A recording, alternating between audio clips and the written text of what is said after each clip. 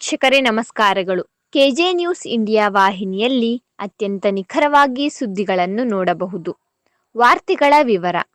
ಉತ್ತರ ಕನ್ನಡ ಜಿಲ್ಲೆ ಮುಂಡಗೋಡ್ ತಾಲೂಕು ಮಳಗಿಯಲ್ಲಿ ವಿದ್ಯುತ್ ಉಪವಿಭಾಗ ಕೇಂದ್ರದ ಎದುರಿಗೆ ರೈತ ಮತ್ತು ಶಾಮಿಲ್ ಮಾಲೀಕರು ಶಿರಸಿ ಹುಬ್ಳಿ ರಸ್ತೆಯನ್ನು ತಡೆದು ಪ್ರತಿಭಟನೆ ಮಾಡಲಾಯಿತು. ಇದರಿಂದ ಮುಂಡಗೋಡ್ ತಹಶೀಲ್ದಾರರಾದ ಶಂಕರಗೌಡಿ ಮತ್ತು ಅಧಿಕಾರಿಗಳು ದೌಡಾಯಿಸಿ ಬಂದು ರೈತರಿಗೆ ಭರವಸೆ ಕೊಟ್ಟರು. ನಂತರ ರೈತರು ಅಧಿಕಾರಿಗಳ ಜೊತೆ ತರಾಟೆಗೆ ಇಳಿದರು. ನಿಗದಿತ ಸಮಯದಲ್ಲಿ ಕರೆಂಟ್ ಸಪ್ಲೈ ಆಗದಿದ್ದರೆ ರೈತರು ಮತ್ತೆ ಪ್ರತಿಭಟನೆ ಮಾಡುತ್ತಾರೆ ಎಂದು ಹೇಳಿದ್ದಾರೆ. ಇಂದು ಮಳಗಿ, ಕೋಡಂಬಿ, ಪಾಳ, ಬೆಡಸ್ಗಾಂವ್ ಪಂಚಾಯಿತಿ ವ್ಯಾಪ್ತಿಯ ರೈತರುಗಳಿಗೆ ಹಾವೇರಿ ಜಿಲ್ಲೆಯ ಮೇನ್ ಸಪ್ಲೈ ತೆಗೆದು ಉತ್ತರ ಕನ್ನಡ ಜಿಲ್ಲೆಯಿಂದ ಸಪ್ಲೈ ಮತ್ತು ಮಳಗಿಯಲ್ಲಿ ಗ್ರಿಡ್ ಮಾಡುವಂತೆ ಒತ್ತಾಯಿಸಿದರು. ಮಳಗಿ, ಕೋಡಂಬಿ, ಪಾಳ, ಬೆಡಸ್ಗಾಂವ್ ಪಂಚಾಯಿತಿ ವ್ಯಾಪ್ತಿ ಭಾಗದಲ್ಲಿ ಸರಿಯಾಗಿ ವಿದ್ಯುತ್ ನೀಡುತ್ತಿಲ್ಲ. ಆದ ಕಾರಣ ಕೃಷಿಯನ್ನು ನಂಬಿಕೊಂಡಿರುವ ರೈತ ಕುಟುಂಬಗಳು ಬೀದಿ ಪಾಲಾಗುವ ಸ್ಥಿತಿ ಒದಗಿದೆ. ಕಾರಣ ಕೇಳಿದರೆ ಹಾವೇರಿಯಿಂದ ಮೇನ್ ಸಪ್ಲೈ ಹೋಗಿದೆ, ಸಮಯ ಹೇಳುವುದಿಲ್ಲ ಅಂತ ಹೇಳುತ್ತಾರೆ. ಇದರಿಂದ ಹಲವಾರು ಬಾರಿ ಮಷಿನ್ಗಳು ಸುಟ್ಟು ಹೋಗುತ್ತವೆ. ಮೊದಲೇ ಬೆಳೆ ಕೈಗೆ ಸಿಗುತ್ತಿಲ್ಲ, ಹಣ ಇಲ್ಲ, ಸಾಲ ಸೂಲ ಮಾಡುವುದು ಕಷ್ಟಕರವಾಗಿದೆ. ಅದರಿಂದ ತಾವುಗಳು ಇದನ್ನೆಲ್ಲ ಗಮನದಲ್ಲಿಟ್ಟುಕೊಂಡು ಹಾವೇರಿ ಜಿಲ್ಲೆ ಮೇನ್ ಸಪ್ಲೈ ತೆಗೆದು ಉತ್ತರ ಕನ್ನಡದಿಂದ ಸಪ್ಲೈ ಕೊಡಬೇಕು ಎಂದು ತಮ್ಮಲ್ಲಿ ವಿನಂತಿಸಿಕೊಳ್ಳುತ್ತೇವೆ. ಹಾಗೂ ಮಳಗಿ ಗ್ರಾಮ ಪಂಚಾಯಿತಿಯಿಂದ 1 ಎಕರೆ ಜಾಗವನ್ನು ಗ್ರೇಡ್ ಕಾಯ್ದಿರಿಸಲಾಗಿದೆ. ಅದರಿಂದ ಮಳಗಿಯಲ್ಲಿ ಗ್ರೇಡ್ ಮಾಡಬೇಕೆಂದು ತಮ್ಮಲ್ಲಿ ಕಳಕಳಿಯಿಂದ ವಿನಂತಿಸಿಕೊಳ್ಳುತ್ತೇವೆ.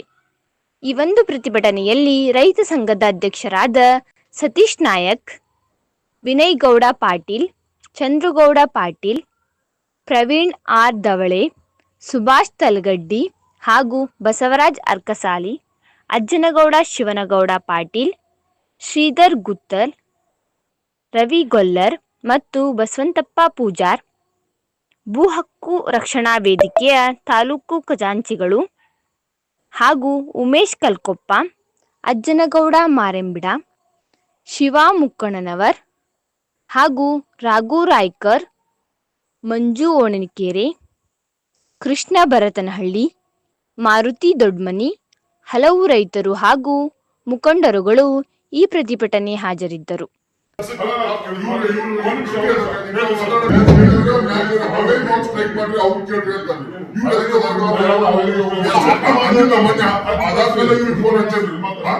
ನೋಟ್ ಮಾಡ್ಕೊಂಡು ರಿಪೋರ್ಟ್ ಮಾಡಿ ಸರ್. ಇಲ್ಲಾಂದ್ರೆ ಸ್ಟ್ರೈಕ್ ಆದ್ರೆ ಇವ್ರು ಸಂಬಂಧ ಆಗತ್ತೆ ನೋಡ್ರಿ ಸರ್. ನಮ್ಗೆ ದಯವಿಟ್ಟು ಅವ್ರ ಮೇಲೆ ವೈಯಕ್ತಿಕವಾಗಿ ಅದಕ್ಕೆ ತಕ್ಕಂತ ನಮ್ ಕರೆಂಟ್ ಕೊಟ್ಟು ಸಾಕು, ಅದಕ್ಕೆ ರೆಸ್ಪಾನ್ಸ್ ಕೊಟ್ಟು ಸಾಕು. ನಮ್ಗೆಲ್ಲ ಕೆಲಸ ಮಾಡ್ರಿ, ನೀವು ಕೊಟ್ಟ ಕರೆಂಟ್ ತಗೊಂತೀವಿ, ಕ್ಯಾನ್ಸಲ್ ಮಾಡ್ರಿ. ಮಿನಿಮಮ್ ತುಂಬ್ತೇವಲ್ರಿ, ಮಿನಿಮಮ್ ಚಾರ್ಜ್ ನಮ್ ಕ್ಯಾನ್ಸಲ್ ಮಾಡ್ರಿ. ನಾವು ಮಿನಿಮಮ್ ಚಾರ್ಜ್ 6 ಮಂದಿ 7 ಮಂದಿ ಲೇಬರ್ 2 ತಾಸು 3 ತಾಸು ಕ್ಯಾನ್ಸಲ್ ಮಾಡ್ಸರಿ. 1 ತಾಸು ಕರೆಂಟ್ ಕೊಟ್ರೆ 1 ತಾಸು ಎಲ್ಲ ಸರಿಯಾಗಿದೆ. ಈಗ ಅದು 20 ವರ್ಕ್ ಮಾಡ್ತಾರೆ. ಈಗ ಅದಕ್ಕೆ 2 ಸ್ಕಂಡ್ ಹೋಗ್ತದೆ. ಅದಾದ್ರು ಮೊದಲು ಹೇಳ್ಬಿಡ್ತೀನಿ, ಯಾವಾಗ ನೆಕ್ಸ್ಟ್ ವೀಕ್ ಮಾತಾಡು. ಆಯ್ತು ಸರ್, ನೀವು ಹೇಳ್ಕರಿ.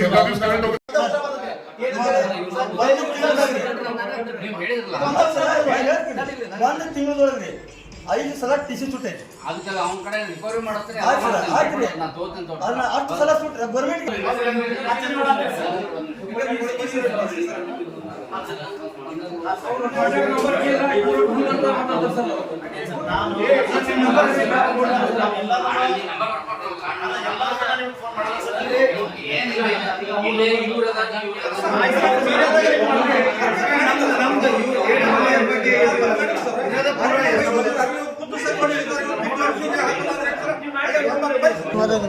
ಎಸ್ಒ ಬಗ್ಗೆ ಇನ್ನು ಉಳಿದ ಕರೆಂಟಿನ ಸಮಸ್ಯೆ ಬಗ್ಗೆ ಒಂದು ಸಮಯ ಕೊಡಿ. ಇದೇ ಮಂಡಲ ಪಂಚಾಯತ್ ಬಿಲ್ಡಿಂಗ್ ಅಲ್ಲಿ ನಮ್ಮ ರೈತ ಮುಖಂಡರು ಬರ್ತಾರೆ, ರೈತರು ಬರ್ತಾರೆ, ಅವತ್ತು ಕುಂತು ಮಾತಾಡೋದು.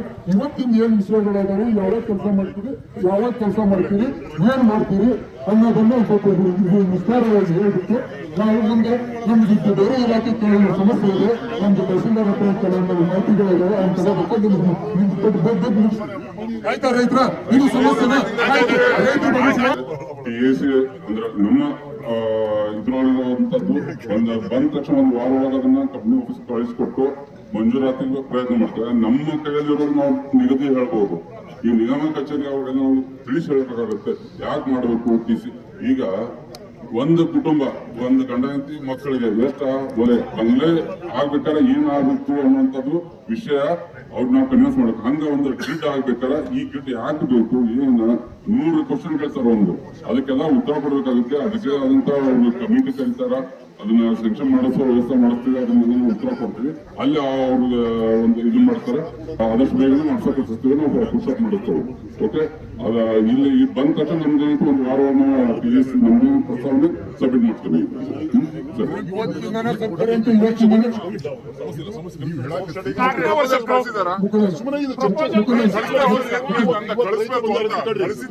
ಕಳಿಸ್ಬಿಡ್ತಾರೆ ಈಗ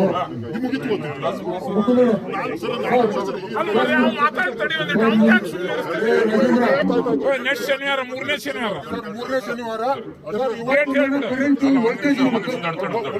ಪ್ರತಿ 3ನೇ ಶನಿವಾರ ನಮ್ದು ಸಬ್ ಡಿವಿಷನ್ ಆಫೀಸ್ ಒಳಗೂ ಮೀಟಿಂಗ್ ಇರುತ್ತೆ. ನಾವು ಅಲ್ಲೂ ಬರ್ಬೋದು.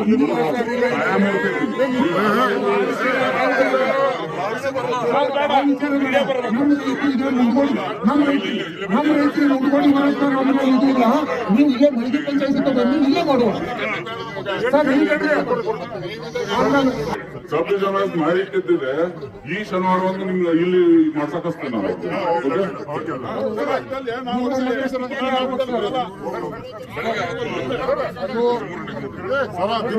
ಕರೆಂಟ್ ಕೊಡ್ತಾರ ಕೊಡಲ್ಲ 24 ಸಲ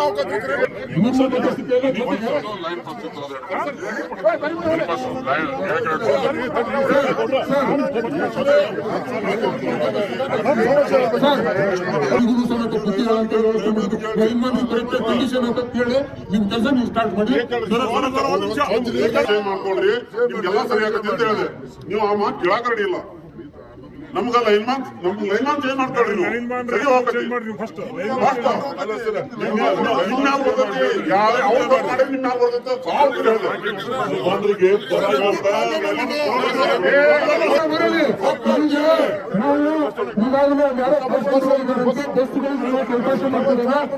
ತಹಸೀಲ್ದಾರ್ ಅವ್ರಿಗೆ ಇರ್ತಾರೆ, ಕುತ್ಕೊಂಡು ಮಾತಾಡೋಣ.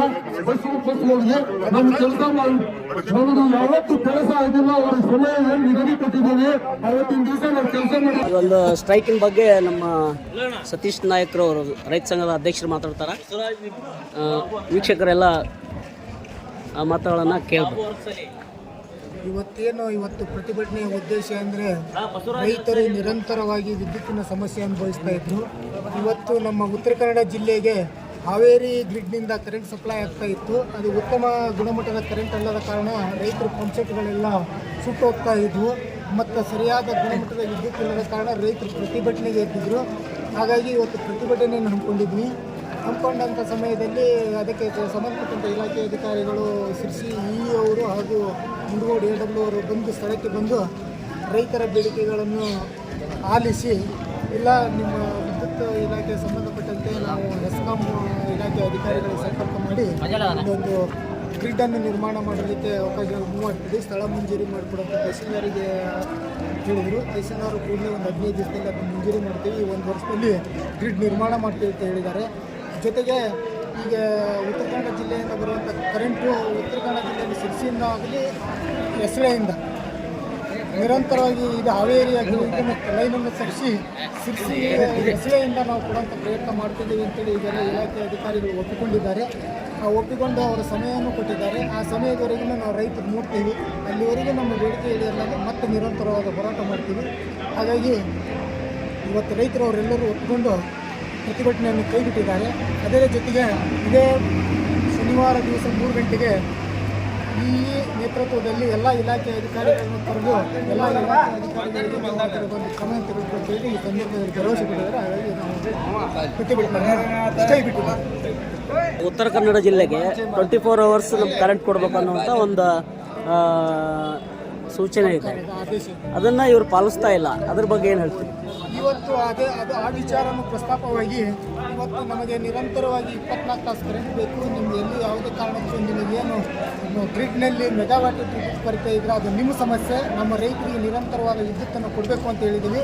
ಇವತ್ತು ಅದಕ್ಕೊಪ್ಪಿ ಇವತ್ತಿಂದ ನಾವು ನಿರಂತರವಾದ ವಿದ್ಯುತ್ತಿನ ಜೊತೆಗೆ ಉತ್ತಮವಾದ ಗುಣಮಟ್ಟದ ಕರೆಂಟನ್ನು ಕೊಡ್ತೀವಿ ಅಂತೇಳಿ ಭರವಸೆಯನ್ನು ಕೊಟ್ಟಿದ್ದಾರೆ. ಭರವಸೆ ಕೊಟ್ಟಿದ್ದಕ್ಕಾಗಿ ನಾವು ಪ್ರತಿಭಟನೆಯನ್ನು ಹಿಂದೆ ತೆಗೆದುಕೊಂಡಿದ್ದೇವೆ.